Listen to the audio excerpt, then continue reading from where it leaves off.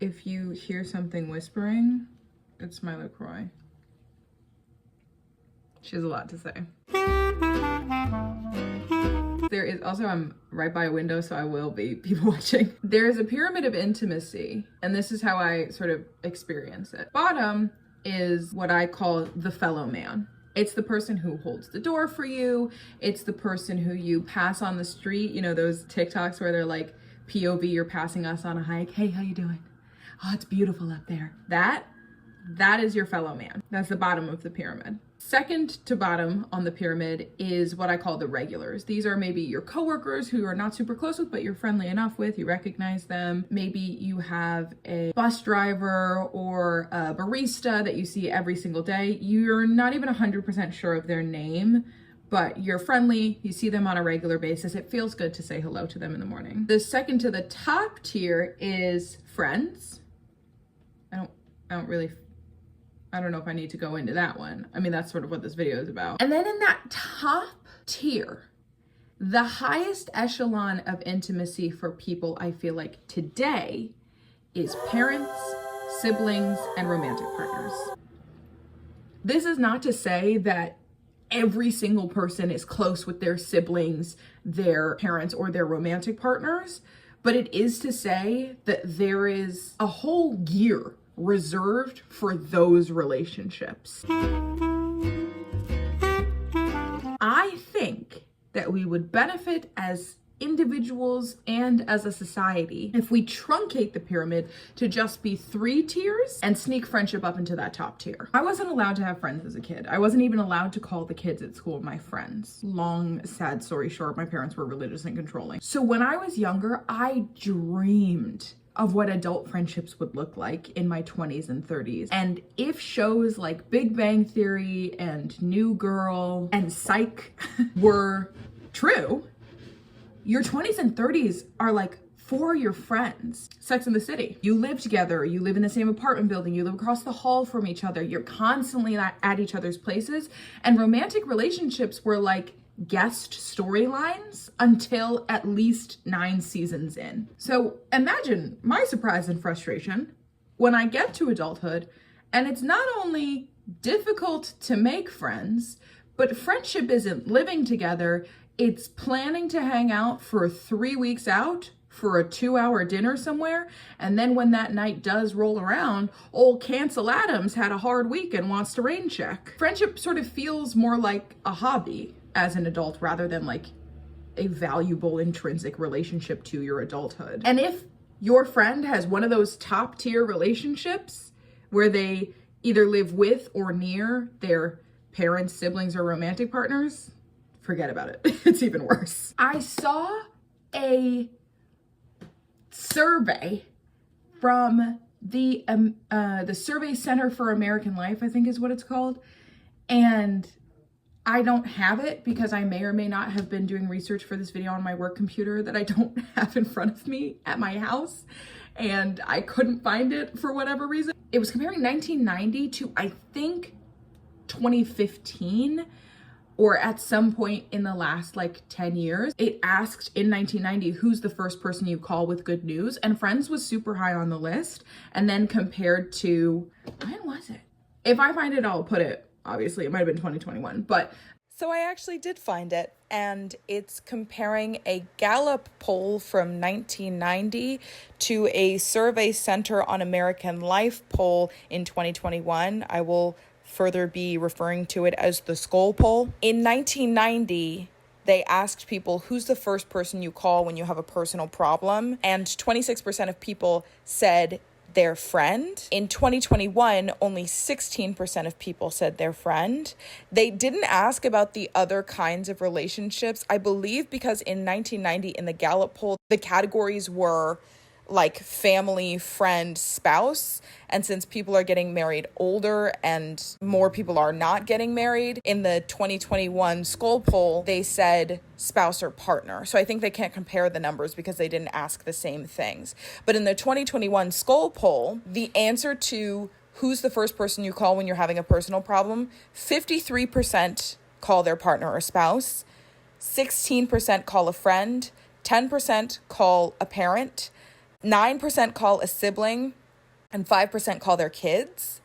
So that means that if you have 10 friends, 1.5 of them are calling you first. And that's assuming that you're the friend that they would call when they call a friend first. But statistically, you are less likely to have 10 friends now than you were 30 years ago. So I misquoted it in the clip that I've cut, but the numbers still aren't looking good. This article does a great deep dive if you want to know more. We feel it. We know that we don't have as many friends as we did in the 1990s. I do have that survey because I did do that part of the research on my home computer. So obviously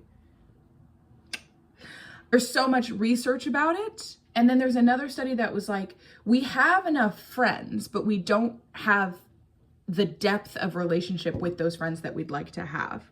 So this is my proposal to change that. There are some institutionalized and systemic barriers between your friendships being as important in your life, or like holding the place in your life that your romantic relationships and your relationship with your immediate family do. For example, you don't get a tax credit for having friends in the same way you get a tax credit for having children or being married. In the ICU, a lot of times the only people they'll let in are your immediate family. I read my work's bereavement leave policy for this video, and they don't even give you a full week. This is a tangent.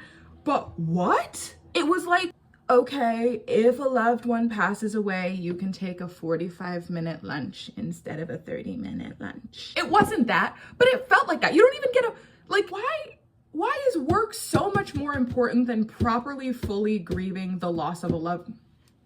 No, different video. But anyway, it outlines the kind of relationships that the bereavement policy applies to, and friendship is nowhere to be found. Is your mom, your dad, anyone in your immediate family, your romantic partner, your in-laws, your grandparents. Friends don't count. So while there are things sort of outside of our current day-to-day control that separate those two tiers, the first and second tier, I think there are some practicals that culturally we can do today to close that gap.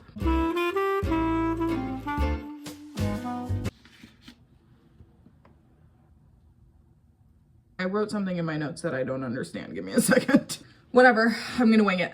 I don't know what those arrows mean. 1, take care of your friends. If your friend is going to have a surgery, if your friend is ill, drop off some soup, help take care of their puppy. If you physically can't go, maybe they have COVID or something, DoorDash contactless delivery style, some soup or some tea. Check in on them, ask them if they need anything picked up, any help with anything. I have amazing friends. I injured myself and I couldn't walk, and there was a medication at the pharmacy that was on its last day before they send it back. And my lovely friend of mine picked it up from the pharmacy and dropped it off at my place. And if you're the sick friend, let your friends take care of you. If you're watching this video, you probably want to deepen your friendships with people in a very active way, but part of that activity is receiving as well. So if anytime you get sick and your friends want to then take care of you to deepen that intimacy and deepen that relationship, and you're like, no, I'm fine. No, don't come over. Nope. I know it's hard. But everything that I'm saying, I know you want to do, but you also have to let it be done for you. I know it's hard. Thing number 2. There's a YouTuber who did a video on how people aren't hosting parties as much. And I love to host a party. I do. I understand the part of my notes now. 2, the casual hang. I think it's like really almost sterile and impersonal the way that some of us catch up. It's like, I've never been on parole, but don't you have to like tell your parole officer what you've been up to when they check on you? Maybe I don't understand what parole is. It just feels very like, oh, well, here's what I've been doing. And it can be very surface level. It's like in a job interview when someone says, tell me about yourself. That's a more universal example, I think. So bring back a casual hang. Come over and let's watch a bunch of episodes of something. Let's go for a walk. We live close to the same park, so let's go to the park and just hang out. No plan, no nothing. I'll bring a blanket, you bring a speaker. It doesn't have to be this very preened, structured, pre-plan. I think that's kind of antithetical to intimacy because it's so zipped up a lot of the time. You're typically in public, you're spending money. I really love in the first episode of Insecure when Molly shows up at Issa's door with like a bottle of wine and some Thai food. That's what I thought adult friendships were gonna be like. And to that point, the kickback. Amanda Gordon made a YouTube video about how people aren't hosting parties as much. And I love to host a party. I hosted a Galentine's Day this past Galentine's. I'm gonna host if you know me in real life, don't spoil this, but I'm hosting a decorative candle painting party. At some point, when you like to know. I love to host a party. I love a party where people get to dress up and be together. But I also think that a kickback with a couple of people just hanging out talking is also important. Maybe I should put hosting parties as a separate point. Let's pretend that hosting parties is twofold. You've got your fancy party with an activity where people get to dress up and meet new people and invite a couple of friends and y'all cook together and eat some good food, and that's wonderful. And then also just like, hey, we all have, you know, the 4th of July isn't a good example. People have plans on that day, but like we all have like President's Day off. Why don't we all just go to the park and hang out? Again, I bring a blanket, you bring a speaker. Not super tight plans. And I guess also to that end, one of the reasons that it's kind of difficult for people to spend time together and hang out is because there's so much dread in our lives, I think, with, you know, everything. The performance of friendship feels like yet another thing to do. And that's why I think bringing it down to something casual will actually help us spend time with one another, because it's not now a thing I have to go do and spend money and look presentable for. I can actually just co-regulate with someone who means a lot to me. And then, and maybe this is controversial, another thing you could do under the umbrella of hanging out, parallel play. Parallel play. Come over while I do my dishes. I don't want to do my dishes. And the idea of going out to a restaurant with my dishes just weighing on my mind is, I can't do it. But if you come over while I do my dishes, I had a friend over and I made dinner and I cooked, and so there were so many dishes, but it was so easy with her. And yes, it was like a dinner I did cook. It was pretty involved, but it was so easy to do my dishes with her there that I ended up going to my room, getting the dishes that had been piling in my room, which I have a video upcoming about that. So stay tuned for that. Getting the dishes that were piling in my room and then doing them with her there. And I'm like, I just wish that I could do this kind of all the time. So I've invited a friend over. I have a TV stand that I have not put together that I ordered like a month ago. And I invited a friend over for Friday to see if, I don't know, if she can just come sit on my couch and be there while I put it together. So I feel like bringing down the performance of it, making it more casual and intimate and just like body doubling, I think is the term I was looking for, not parallel play. But just being there with another human being will help actually alleviate the dread instead of adding to it. Another thing is, don't flake. Stop flaking. Hopefully what I've outlined before this, which is what the arrows in my notes were, will help us to adjust the way we hang out to make it not an added burden to all of the other things that we have to do, so flaking becomes less of an option.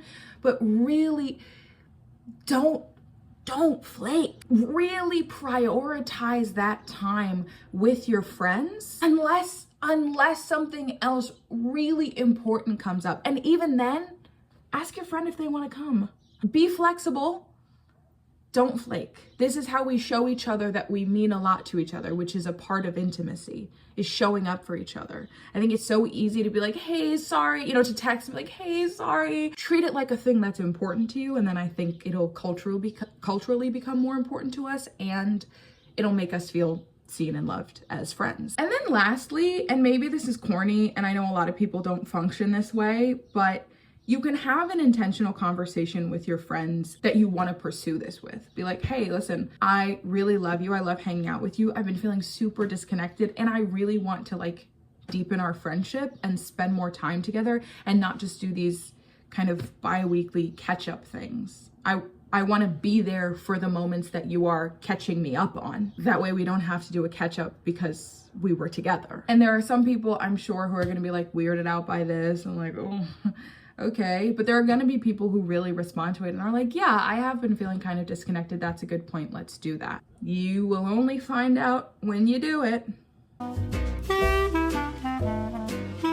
There is an increased likelihood for heartbreak on this journey because, as we saw in the graph that I may or may not be able to find on my work computer, as we saw in that graph and the other graph that I actually did put, there has been a cultural shift away from friendship and close friendship that has been funneled to our immediate family and our significant or romantic relationships. So there is a non-zero chance that you will take on this pursuit and feel a lot of rejection because maybe you don't get a ton of reciprocity. You want to deepen your relationships. You want to have these types of friendships with people. But let's say a lot of your friends have those upper echelon relationships and they're like, why would I leave my house and go watch TV on your couch when I can just watch TV on my couch at my house with my sister? Or why would I casually get a blanket and go to the park with you when that was my plan for the day with my husband? That smarts. Especially if you know, no money, no family, 16 in the middle of Miami. You don't have a romantic partner, live on the opposite side of the country from your siblings, and you're not close with your parents, or your parents have passed away and your sibling is married as well, and you've just gone through a breakup. Like, there's so many different ways that you might not have those things and it might seem like everybody else does. So a caveat for the heartbreak, or a salve for the heartbreak, just so you know going forward. My voice teacher in college told me it was pronounced salve and not solve, and I feel stupid every time I say salve. But so this is just to be aware of that, be prepared for that, and mitigate that so you don't get burned or burned out. And even if you have people who say yes when you invite them out, they might not initiate. So there's heartbreak in a lack of reciprocity and the potential for heartbreak in the lack of initiation, where you're like, I know that if I stopped inviting you to hang out, we would stop hanging out. And that also smarts. But here are some things that I've done about that that I found to be helpful in my journey of deepening friendships. Take breaks. Take breaks from throwing parties and initiating the casual hangs. And if you feel like you're the only one and you're just pouring out, and nobody's pouring back into you, take a break, pour back into yourself, and then maybe change course, or maybe try again, or again, have those very honest conversations. That's like, hey, I feel like I'm kind of initiating everything. But first, take a break, regroup, recenter, show yourself some love, which you can be doing the entire time, showing yourself love. But in my experience, there was a lot of like, please hang out with me, forward-facing, outward energy. So sometimes I would forget to take a moment, but take intentional breaks if you feel like you're not getting the deepening of the relationships that you want. Let yourself be frustrated.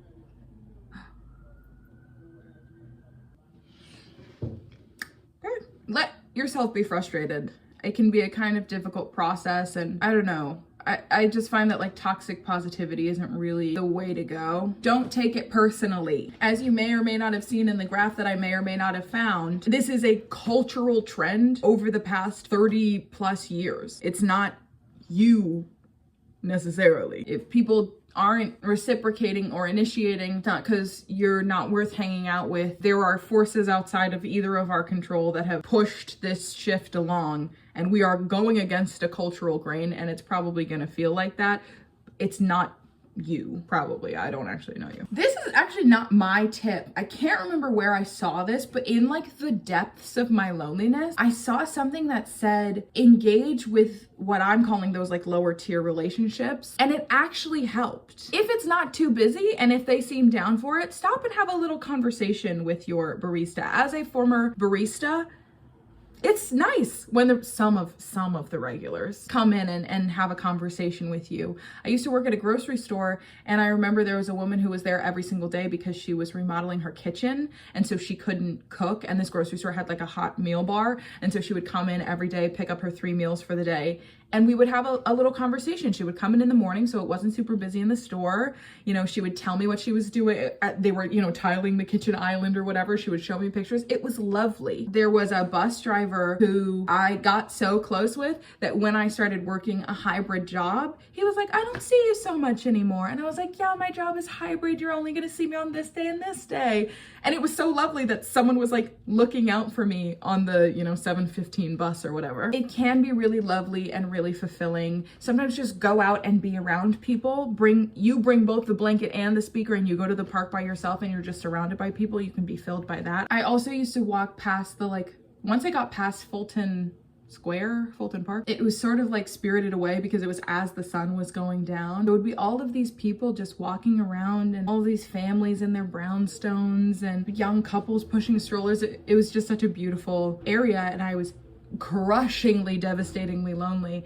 And so it was just nice to go around where people were and engage with my fellow man-tier, my FMT. And then finally, I would say cultivate your alone time. Maybe that's a topic for another video, but what do you like to do when you're alone? Engage in your hobbies. Maybe take yourself out for dinner. I like to do that. Try new hobbies, taking yourself to see a movie. I think this is what I was trying to talk about earlier with the let yourself be frustrated. Don't do that as a form of toxic positivity. Don't see or I'm not gonna say don't, but it is not helpful to see your sadness and your frustration as a lack of maturity or evolution. Like, a lot of people act like being completely happy while being alone is the sign of supreme intelligence, and that like we disparage people who don't know how to be alone. And I think it is good to learn how to be alone in moments, but we are social creatures, and despite what the billionaires want to tell you, we are arranged into societies for something other than delivering value for the shareholders. Crazy thought. I'm radical. Oh, somebody come get her. So cultivate your alone time, but don't wag your finger at yourself for wanting time with others. I don't know if I'll keep all of this in because I get kind of shy when I talk about like my visions for my future and like my dreams for myself. It feels like I'm just showing you all my Pinterest board, which is as private as it could possibly be. But my dream, a little bit of background on me, is I was raised religious, and for all the drama of which it abounded, the community was unbeatable. I haven't watched this TED Talk in years, but there's an Alain de Botton video called Atheism 2.0 that was basically like, as we move toward a more secular society, what do we lose? And for better or for worse, as we move towards a more secular society, here's something that we lose. And I feel like community is a really big one. My dream is sort of like a church without the church. I want to host a brunch regularly that people can invite their friends to, and then periodically the brunch has a theme. So everyone brings I would work with local shelters and soup kitchens and see what they need most, and then make that the cover charge for coming to the brunch. You know, socks and underwear I know is a big thing. You have to bring a fresh pack of socks to be able to enter the brunch that week. And then at the end of the brunch, you know, I donated it to whoever I'd been liaising with from somewhere around my community. And then maybe we do like a clothing swap. I also want it to be a place where if there was food that you bought that you didn't like, instead of throwing it out, you're like, does anybody want this quinoa pasta? Nothing against quinoa pasta, I've never had it, but you know, does anybody want this chickpea protein pasta? I tried it, I didn't love it. Maybe there's someone who loves it, and so instead of throwing it out, you would, you know, give it to them. And maybe you need help moving, and now you have a whole group of people who can help you move. You have a group of people to spend Christmas, Thanksgiving, your birthday with. You just have an established community, and I want to be able to build that and offer that to people. Again, I might cut that whole thing because I just told you a little secret desire of my heart. And the internet is a cruel place. So yeah, that's my dream. I'm working to make it happen. I hope to see you working to make it happen. I hope culturally it all happens for us so that eventually maybe one day we change the tax codes and the ICU visitor policies and the bereavement policies of our workplaces. So Cheers to that.